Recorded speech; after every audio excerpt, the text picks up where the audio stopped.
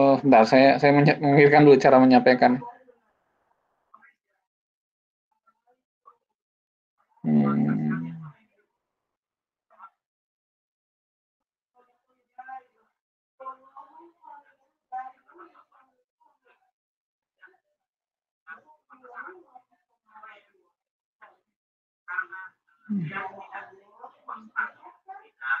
Oke,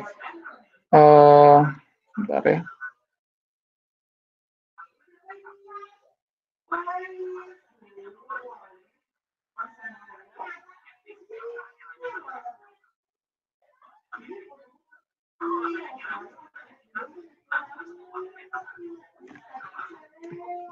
Oke, saya mungkin akan menyampaikan poin pertama ya tentang jangkauan manfaat penelitian. Jangkauan manfaat penelitian. Nah, ini kita perlu yang namanya, kita kan mungkin sebagai sarjana teknik ya. Dan nanti kalau ikut pembinaan profesi jadi insinyur, engineer ya, kalau di bahasa Inggrisnya engineer. Nah, engineer ini memang tugasnya kita adalah memang merancang sesuatu yang membuat sehingga kehidupan itu jadi lebih baik. Ya, ada Wright bersaudara misalnya, atau ada yang merancang pesawat begitu ya, untuk orang bisa akhirnya bisa bepergian dari titik satu ke titik yang lain. Nah,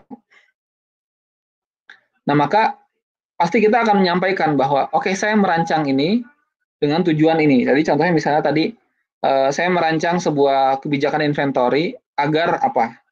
Nah, yang pertama mungkin masukan saya itu adalah ketika kita merancang, menjanjikan suatu manfaat dari rancangan kita, itu jangan terlalu jauh begitu. Contoh yang terlalu jauh apa misalnya? Misalnya saya ingin merancang payung untuk membuat membuat lelaki dan perempuan bertemu apa jodohnya misalnya gitu ya. Kenapa? Karena nanti bisa berpayung berdua. Oke, betul memang ya, karena dengan payung bisa payung berdua, tapi begitu ya, antara membuat payung dengan mengurangi lajang begitu ya di masyarakat. Tapi betul, itu memang ada mungkin dalam jangka panjang itu bisa berpengaruh. Nah, mungkin dia bisa mengatakan, oke, saya akan merancang payung yang nyaman untuk digunakan oleh 2 orang. Saya rasa itu cukup ya. Kita bisa janjinya tidak terlalu banyak, begitu ya. Jadi kita menjanjikan suatu manfaat yang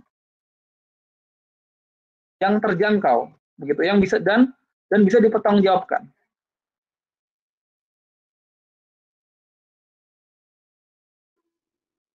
Gitu ya. Kita menjanjikan manfaat yang terjangkau dan bisa dipertanggungjawabkan dari rancangan kita, begitu. Jadi jangan terlalu jauh. Misalnya atau apa ya, misalnya saya ingin merancang produk yang akan menimbulkan kekayaan besar bagi pemilik perusahaan, misalnya, itu juga jauh. Kenapa? Karena dari produk sampai jadi kekayaan itu adalah perjalanan panjang. Ya, mungkin ada profitnya, mungkin ada dia mungkin kurang ibadah atau apa begitu ya.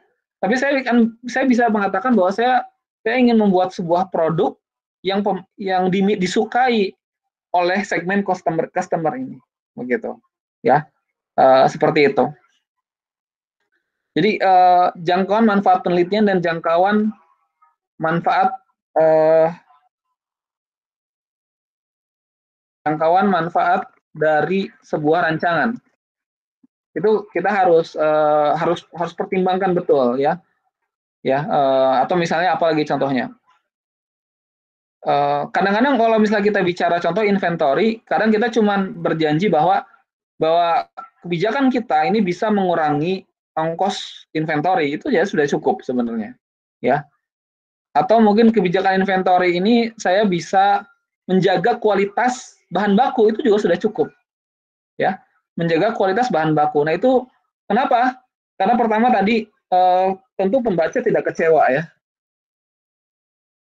karena kita menjanjikan sesuatu yang memang bisa kita jangkau. Kedua, kita mudah untuk evaluasi. Dibayangkan misalnya ada orang yang tadi bikin payung untuk mengurangi lajang di muka bumi misalnya, tentu akan sulit dia bagaimana caranya dia mengetes gitu ya, ini benar nggak nih payungnya berhasil mempertemukan jodoh begitu.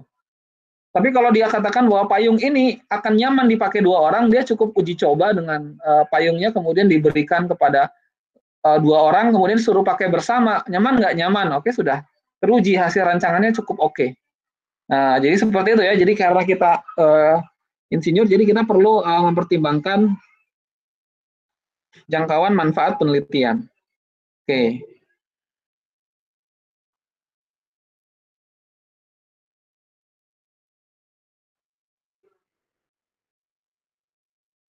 Sampai sini dulu. Satu lagi nanti ada saya sampaikan mungkin tadi dari Bima ya tentang sumber data. Ini juga pertanyaan penting.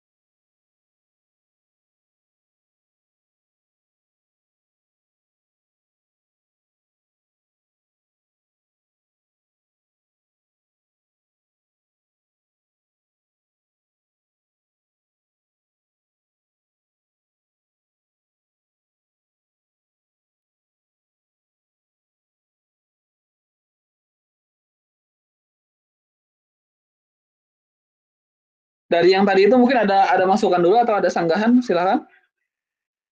Barangkali ada ide berbeda, saya sangat terbuka ya kalau ada yang, oh menurut saya salah Pak, misalnya nggak apa salah. Silakan, Anda boleh berpendapat.